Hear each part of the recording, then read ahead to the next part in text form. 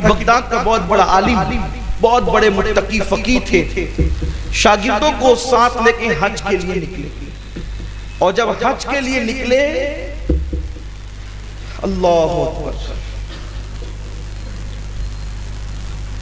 Pulsar پہ بیٹھنے والا آدمی ایٹی چلانے والے کا مذاق اڑاتا ہے، کار میں بیٹھا ہوا سائیکل والے کو سلام کرنے میں شرماتا ہے. کتنا ہلکا ہو گیا انسان، چھوٹی چھوٹی چیز پر بہت زیادہ کرتا ہے. اور وہ اتنے بڑے بزرگ تھے، جب حج کے لیے نکلے ہیں تو ہزاروں کی تعداد میں ان کے شاگرد تھے، ان کے پاس پڑھنے آتے تھے.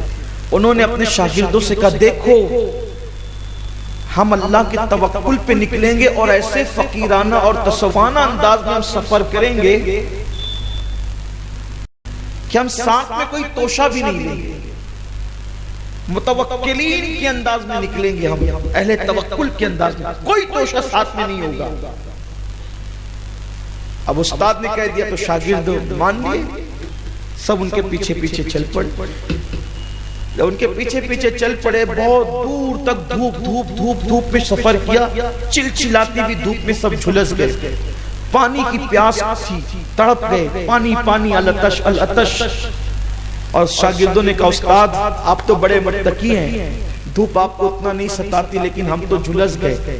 اب ایک کام کرتے ہیں، اس دھوپ میں ہم کسی سائے میں رک جاتے ہیں، کسی سائے میں قیام کرتے ہیں، پھر جب تھوڑا سا آرام ملے گا جسم کو تو ہم پھر اپنا سفر آگے بڑھائیں گے. اللہ کی خفیہ تدبیر، میرے رب کی خفیہ تدبیر، اس کی آزمائش کی انداز، اللہ ہم سب کی حفاظت کرے. ایک گرجا کے نیچے سارے شاگرد رک گئے. جیسے گرجا کے نیچے وہ رکے، ٹھنڈی ٹھنڈی چھاؤں ان کو ملی، پیاس بھول گئے، جیسے نیچے لیٹے آنکھ لگ گئی، خواب خرگوش میں ڈوب گئے. استاد کو پانی کا خیال تھا کہ میں اپنے شاگردوں کے لیے پانی کا انتظام کروں. استاد کو خیال آیا کہ کہیں سے پانی لے آؤں. جیسے استاد پانی ڈھونڈنے کے لیے نکلا، پانی ڈھونڈتے ڈھونڈتے ڈھونڈتے وہ گرجا کے ارد گرد تھا. دیکھا کہ گرجا کے قریب میں ایک پانی کا چشمہ تھا، صاف و شفاف پانی کا چشمہ.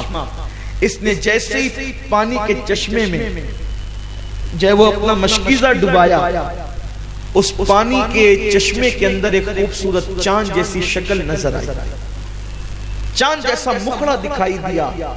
جب اس نے پانی کے چشمے میں حسین و جمیل چہرہ دیکھا تو پلٹا، اور جب پلٹا تو گرجا کی چھت پر ایک خوبصورت نوجوان دوشیزہ کھڑی تھی، یعنی حسین و جمیل لڑکی کھڑی تھی.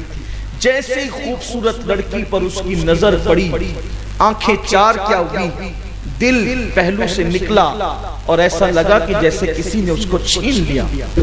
خوبصورت لڑکی کو دیکھتے ہی رہ گیا. اللہ تعالیٰ کا کرم شامل حال نہ ہو. من یہدہ اللہ فلا مضل لہ ومن یضللہ فلا ہادی لہ. اللہ جسے ہدایت دے اسے کوئی گمراہ نہیں کر سکتا، اور اللہ جسے گمراہ کرے اسے کوئی ہدایت نہیں دے سکتا. خطبے میں بار بار ہم سنتے ہیں لیکن توجہ نہیں کرتے. اللہ جسے ہدایت دے اسے کوئی گمراہ نہیں کر سکتا، اور اللہ جسے گمراہ کر دے اسے کوئی ہدایت نہیں دے سکتا. جیسے اس لڑکی کو دیکھا، آنکھیں چار ہوئی، سینے سے دل نکلا، پہلو سے دل نکلا، ایسا لگا کسی نے اچک لیا. اس کے بعد وہ استاد اتنا بڑا فقیہ، اتنا بڑا متقی، اتنا بڑا پرہیزگار، اس لڑکی کے حسن کے فتنے میں مبتلا ہو گیا. اور جب اس لڑکی کے حسن اور فتنے میں مبتلا ہوا، وہ پانی بھی بھول گیا. اور اس کے بعد اس نے گرجا کے دروازے پہ دستک دی، جس کی چھت پر وہ لڑکی کھڑی ہوئی تھی. گرجا سے راہی باہر نکلا، اس نے حلیہ دیکھا، نورانی چہرہ، خوبصورت عبا اور ہاتھ میں عصا. یہ منظر دیکھ کر اس نے پوچھا آپ کون ہیں؟ راہب سے اس نے جواب دیا کہ میں بغداد کا فلاں عالم اور فقیہ ہوں، مجھ سے کام کیا ہے آپ کو؟ کہا وہ جو گرجا کی چھت پر جو خوبصورت چاند جیسی لڑکی کھڑی ہے وہ کس کی ہے؟ راہب نے کہا میری ہے. اس نے صاف سیدھے لفظوں میں ایک حلال سی بات کی، اچھی سی بات کی کہ لڑکی تیری بڑی حسین و جمیل ہے، کیا اس کے ساتھ میری شادی ہو سکتی ہے، نکاح ہو سکتا ہے؟ اس نے کہا عیسائی ہیں ہم، مسلمان ہیں آپ، یہ کیسے ہوگا؟ لیکن بیٹی میری ایک لوتی ہے، میں نے اپنے اوپر یہ بات لازم کر رکھی اور میں نے قسم کھا لی ہے کہ ایک لوٹی بیٹی کو میں نے نازوں سے پالا ہے، میں مذہب نہیں دیکھوں گا، کچھ نہیں دیکھوں گا، مسلک نہیں دیکھوں گا، میری بیٹی جہاں کہے گی میں وہاں اس کا نکاح کر دوں گا۔ لیکن چونکہ آپ مسلمان ہیں اور ہم عیسائی ہیں، بیٹی سے تو پوچھ لوں، چونکہ میں قسم کھا چکا ہوں اس کی پسند سے اس کی شادی کروں گا۔ یہ جیسے ہی راہی اندر گیا، اس نے کان لگا دیے، اندر سے باپ نے بیٹی سے کہا بیٹی ایک مسلمان خوبصورت عالم نورانی چہرے والے تجھ سے شادی کرنا چاہتے ہیں، کیا تو اس کے لیے راضی ہے؟ اس لڑکی نے کہا ہم تو عیسائی ہیں، میں اس کے ساتھ کیسے شادی کروں؟ میں بالکل اس کے ساتھ شادی کر لوں گی، لیکن ایک شرط ہے، اگر وہ عیسائی مذہب قبول کر لے اور اسلام چھوڑ دے تو میں اس کے ساتھ شادی کر لوں گی۔ خدا کا اللہ اکبر، اللہ سب کے حال پہ رحم فرمائے۔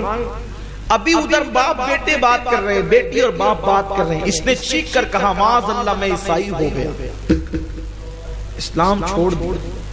اس سے پتہ چلا حسن کا فتنہ کتنا خطرناک ہے۔ میں بار بار اپنے جوانوں سے کہتا ہوں افیئر کے چکر میں مت پھنسو، لڑکیوں پہ نظر مت ڈالو، لڑکیوں کے سوکھتے ہوئے کپڑوں کو بھی دیکھنے سے پرہیز کرو۔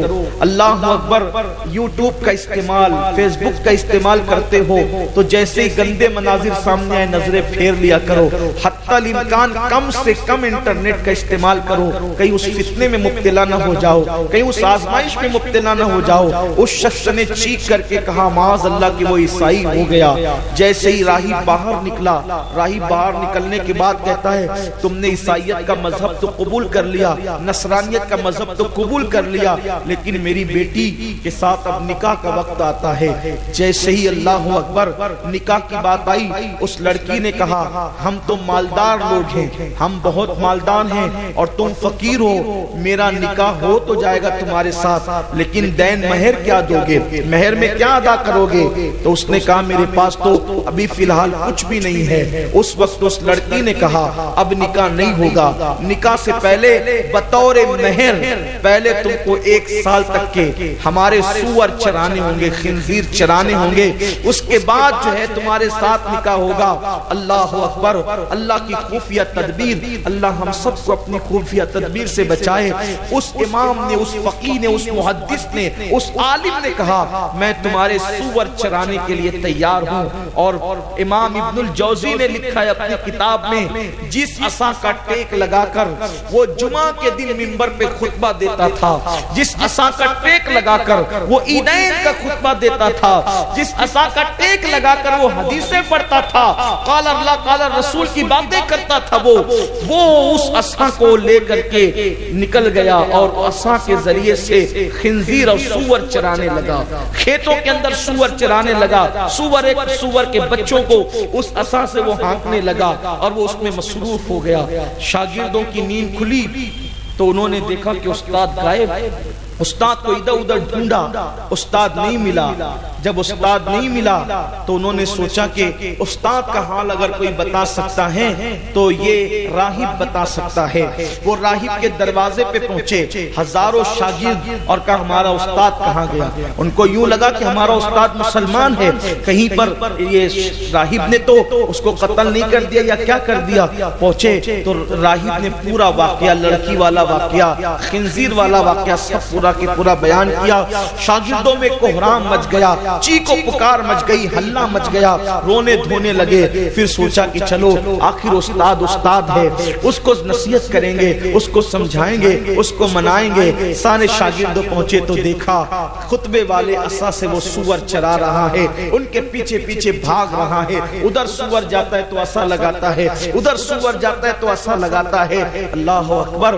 پھر کیا ہوا؟ اس کے شاگردوں نے اس کو کہا استاد تو یہ کیا کر رہا ہے؟ اور تجھے معلوم نہیں اسلام حق ہے، اسلام سچا ہے، تم نے ہی تو ہمیں بتایا کہ اسلام حق ہے، اسلام سچا ہے۔ ساری باتیں سن کر نصیحت بے اثر، اس نے کیا کہا پتا؟ جاؤ مجھے مت سکھاؤ، میں تم سے زیادہ جانتا ہوں، مجھے مت سکھاؤ، میں تم سے زیادہ جانتا ہوں۔ شاگردوں نے دیکھا کہ اب یہ نصیحت اثر نہیں کرتی. جب اللہ کسی سے دین لیتا ہے، عقلیں چھین لیتا ہے، نصیحتیں بھی اثر نہیں کرتی، نصیحتیں بھی جو ہے وہ بے اثر ہو جاتی ہے. حق پر حق بات سمجھنے سننے کے لیے پردے پڑ جاتے ہیں. شاگرد نکلے کہا کہ اب چھوڑ دو اس کو اس کے حال پہ، اور وہ لبیک کی صدائیں کرتے ہوئے مکہ المکرمہ کی طرف چلے گئے. اس زمانے میں حج کئی مہینوں کے بعد لوگ لوٹتے تھے. اب حج کر کے جب واپس لوٹے تو دل میں خیال آیا بغداد جائیں گے تو جواب کیا دیں گے؟ اہل بغداد ہمیں نہیں اس کو پوچھیں گے، کیونکہ وہ تو بڑا عالم محدث اور فقیہ ہے بغداد کا، کیا کریں گے؟ انہوں نے سوچا کہ حج سے واپس لوٹتے ہوئے ایک کام کرتے ہیں کہ اس کے لیے دعائیں کرتے ہیں، اللہ اسے ہدایت دے، ہو سکتا ہے اللہ اس کے دل پلٹ دے. دعائیں کی اس کے لیے.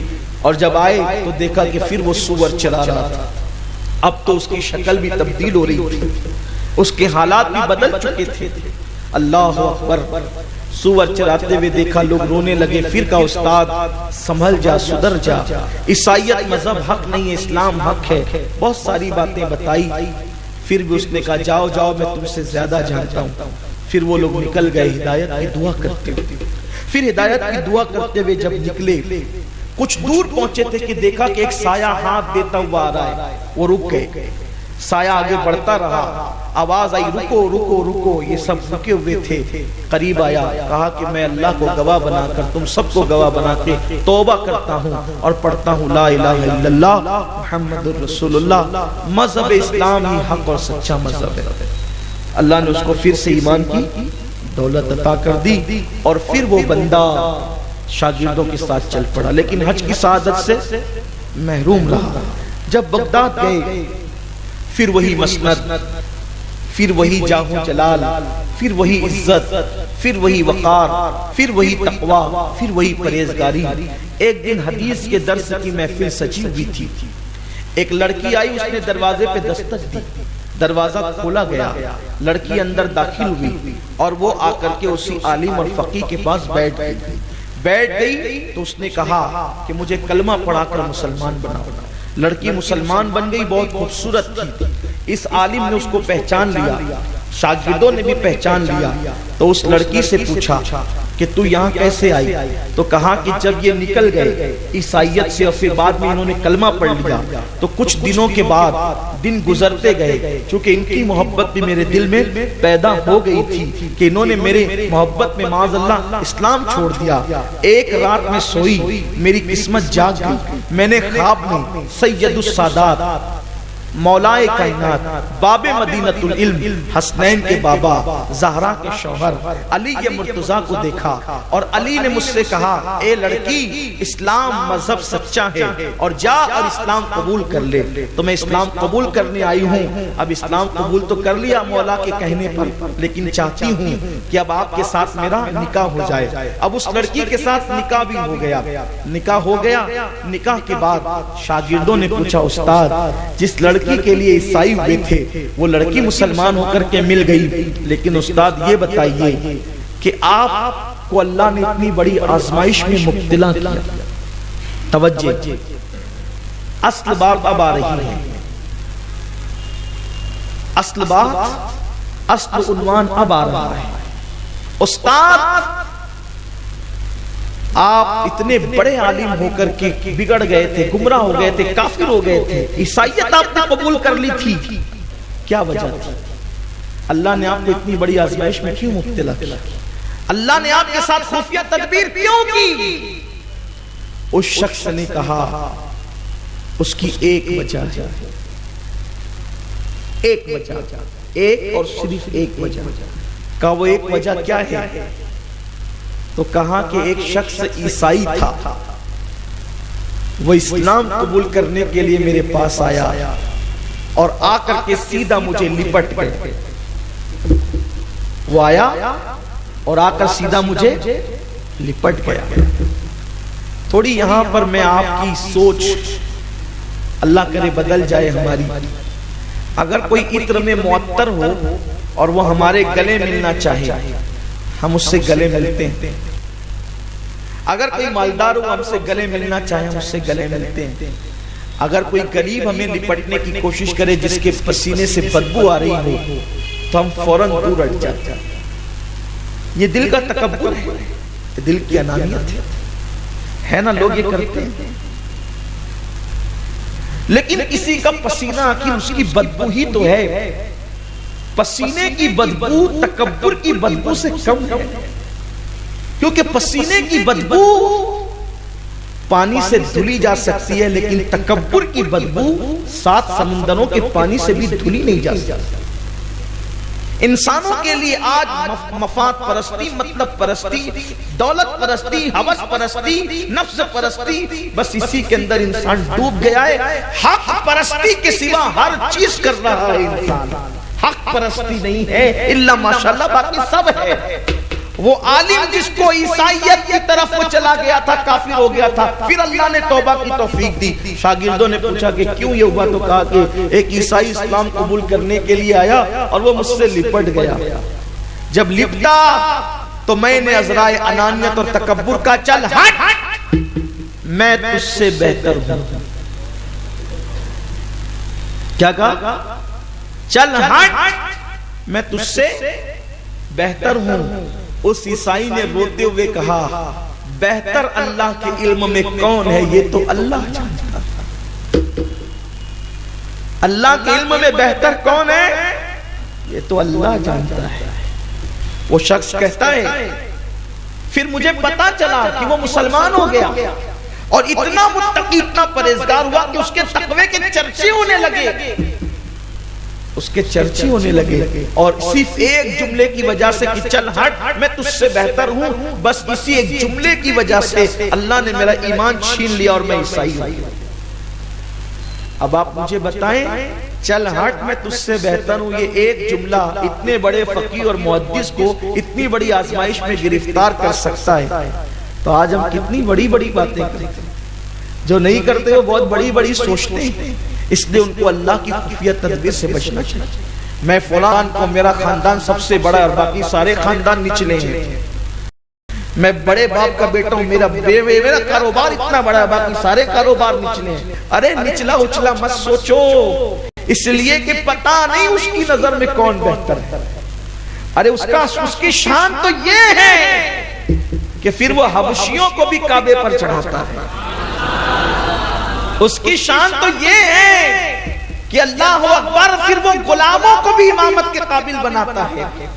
اس لیے انسان کو دل سے انانیت اور تکبر نکالنا چاہیے, اور یہ انسان کو کبھی نہیں سوچنا چاہیے کہ میں بہتر ہوں. صوفیہ فرماتے ہیں جو پوری کائنات میں اپنے آپ کو سب سے کمتر سمجھے لیکن ایک بندے سے بہتر سمجھے, وہ اب بھی تکبر کرنے والا ہے, وہ تکبرین میں اس کا شمار ہے. اور جس کے دل میں تکبر کا بت ہے اللہ تعالیٰ اس کے سجدوں کو بھی قبول نہیں کرتا.